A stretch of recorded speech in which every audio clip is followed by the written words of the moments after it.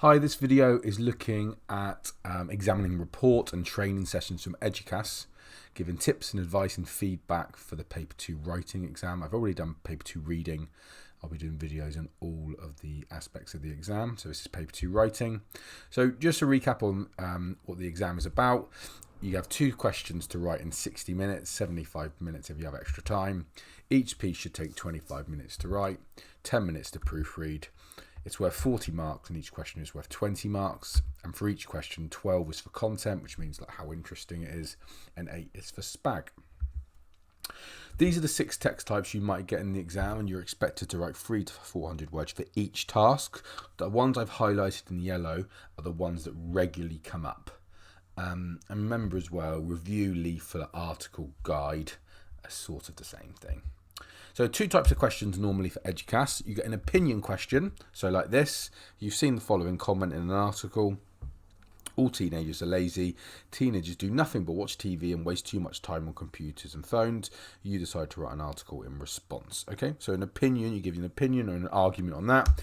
And then you get one that's a bit more personal, where you can talk about yourself. So for example, write a lively speech for your school class with the title Things I Can't Live Without. And there was another one last year for a personal one where it was like, give a speech on toys or games that you used during your childhood. So 2 types of question. Okay, so what I'm going to do is I'm going to go through everything that gets flagged up on the examining report, which remember is a document that basically says what students do well, but more importantly probably for you guys, the pitfalls, the most common mistakes. And as you'll know in the video, common mistakes are probably ones that we can easily sort. So the main thing they talk about is writing accuracy. So these are recurring issues including spelling, tense, punctuation and capital letters. And the main ones are, from looking at examining reports and training events, the main errors that grade 3 or below students do is comma splicing or run-on sentences, full stops, homophones, so that's your and your, there and there, to and to, capital letters, apostrophes and paragraphs. Those are the main ones. So and remember, common splicing, this is the main one. So this includes full stops, commas. So this is where you've basically got 2 independent clauses or 2 simple sentences together, but what students tend to do is just shove a comma in. So the top one here is incorrect. It was raining, comma, I walked the dog anyway. Sentence 1 or independent clause 1, it was raining. Second simple sentence or second independent clause, I walked the dog anyway. They're 2 sentences, so you don't put a comma in between. What separates a sentence normally? Yeah, so a full stop, or you can do a semicolon, or you can still have the comma, but you need to put a connective in as well. So if you don't know, your teacher might have taught you these things, conjunctions called fanboys, if you Google that. So but, so, and so on. Okay, so that is the main error. If you think you do struggle with this, go online, type in comma splicing online quiz or run-on sentence online quiz. Run-on sentence is a bit like comma splicing, but instead of a student shoving a comma in between it was raining and I, they just put no punctuation. Okay, it does say as well in the examining report, time given at the end of the exam for proofreading is time well spent. I do say to my students, I prefer you to write a little bit less and check. I would say hardly any students really proofread properly. This is just a random one. This isn't a dreadful one. This was someone who got a grade 3. But if you look at it, just a random paragraph I've picked out from the top to the bottom, they've written the wrong kind of to. They spelled an I, like a personal pronoun I, with a lowercase letter. They've got an apostrophe error. I think it's a brilliant idea, and you just said a run-on sentence at the bottom. At the end of the day, it depends on your choice. So we need a full stop at the end of choice and a comma at the end of day. So I guarantee, even if you're a really, really good student, your proofreading, you will find 4 or 5 errors over a 2-hour exam. Okay, handwriting as well. So if you're someone who uses computer, don't worry. But if you write with a pen, the EDUQAS did feedback that handwriting was an issue at legibility. So you've got to make sure your handwriting is easy for the examiner to read. And also you need to make it clear what's a capital letter and what's a lowercase letter. Okay, so quite interesting as well. They did say that format is not that important. So for a letter, you can just put Dear Mr. or Dear Newspaper and yours sincerely, yours faithfully. You don't have to bother with the addresses. As long as you do the dear and the yours, that's fine. And then basically for the rest, a title. Yeah, so you don't really have to worry about subheadings. You could do if you want to, but for the article, review, leaflet, report, just the title is fine. And then for a speech, it's just a bit like the letter, but instead of dear sir or madam, you would say, good afternoon, everyone. Instead of yours faithfully, you'd say, oh, thank you for listening to my speech. Okay, use of paragraphing in organisation is important. So what I tell my students is to do 5 paragraphs like this: intro, conclusion, 2 sentences, middle paragraphs 5 to 10. When I was marking and looking at the GCSE scripts of my students, they'd either have one block of writing, or the intro and conclusion would almost be bigger than the main paragraph. So remember, your intro and conclusion are basically just stating what you're going to be talking about, and then the blue is where you're going to get your marks. And the EDUQAS actually said, as ever, those who organised their work well, developed the points they felt were important, and ranged over the topic well, were highly rewarded. So detailed central paragraphs. Okay, so this is what we don't want, where this is like one of my students, where it's just one block of writing. There's no shape. So this is a quote from the examiner, the person who marked it. They put no shape or structure. Again, this isn't just a one-off thing. Completely different student. Again, hardly any paragraphs. They've got the one at the end, but the rest is just a block of writing. Again, the examiner put no shape or structure. Well, this person here, don't worry about they wrote a little bit more. It's more important that they use the paragraph. So they've got the examiner here put shape and structure to the response, and it was given marks for that. So if you look at it, this is a letter. They haven't bothered with the addresses. They've done a greeting and goodbye, and then they've done their intro, 3 main paragraphs nicely set out, all about different points, and then a conclusion. So that would have done really well. That's what you should be looking to do in the exam, particularly with paper 2 writing, where it is easy to paragraph. Sometimes the creative writing can be difficult maybe to discern where you're going to do your paragraphs, but for your paper 2 writing, whatever a question is, intro, conclusion, come up with your 3 main points. They're your paragraphs. Okay, so planning. So EDUQAS also said some successful scripts contained an outline content plan showing thought and planning before the writing had been tackled.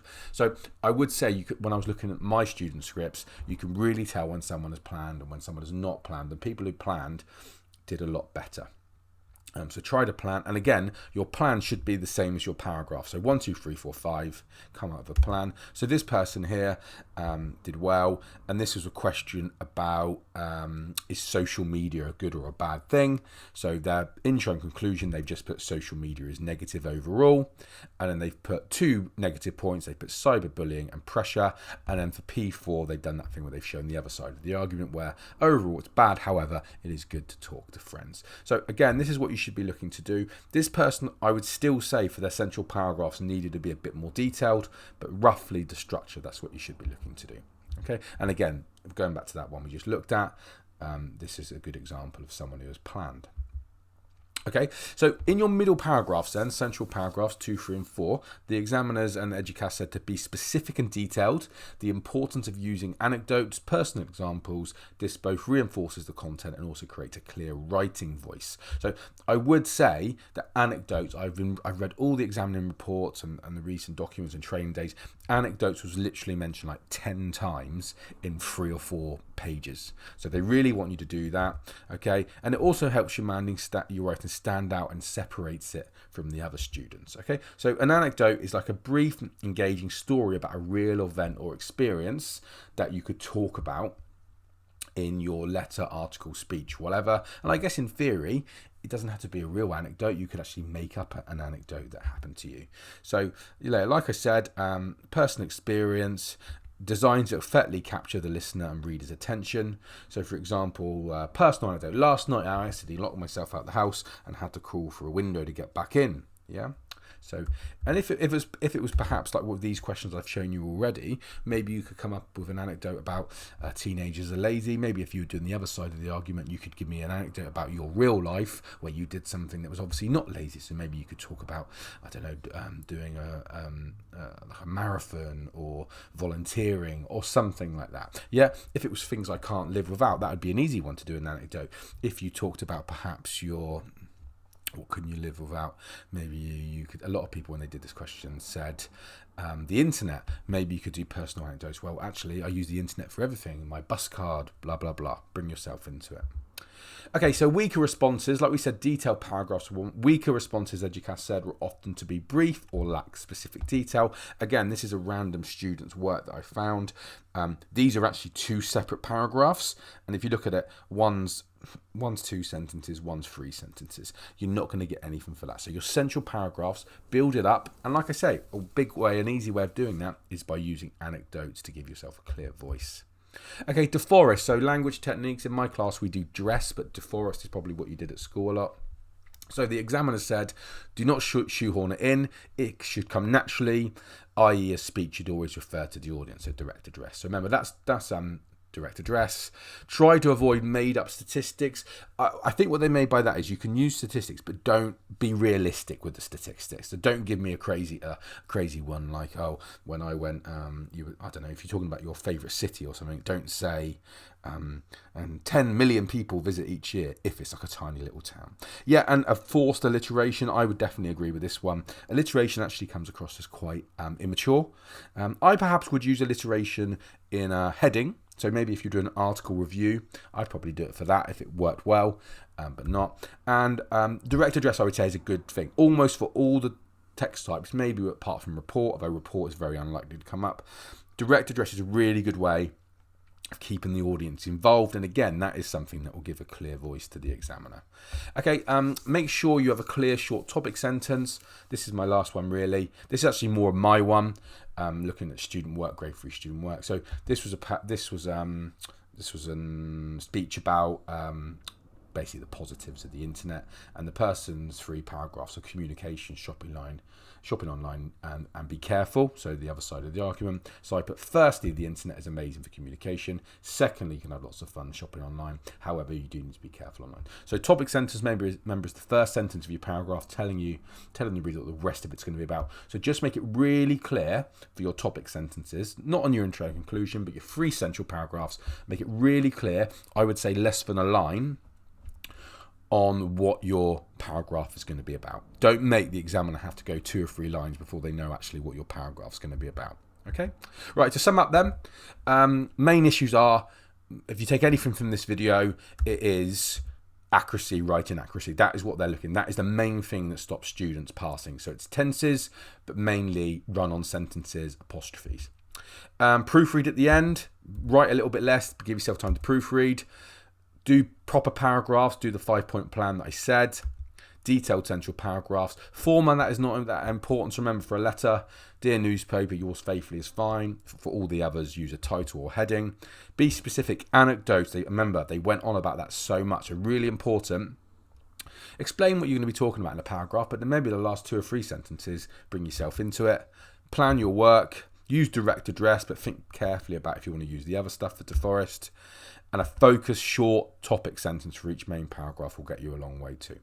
Okay, hopefully that was useful. I guarantee that if you do all of this stuff, basically you will pass this paper 2 writing exam. If you write the word count, which is 300 or 400 words, you cut out the run-on sentences, the basic writing accuracy errors. If you cut them out, do a couple of anecdotes, and you'll be absolutely fine.